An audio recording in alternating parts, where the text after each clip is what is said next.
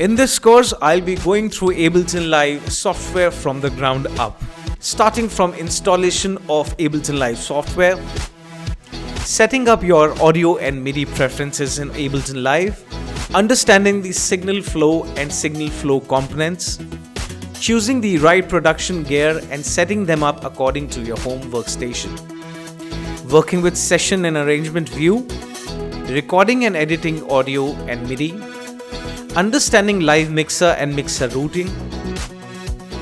We will look into Ableton audio and MIDI effects, how and when to apply them to your tracks to mix and shape the sound of your projects.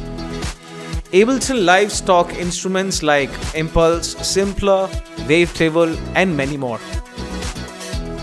Ableton has the best sampling engine in which we will look into different types of sampling techniques. We will also learn to warp audio and adjust it to the tempo of your song and the groove that you're working to create.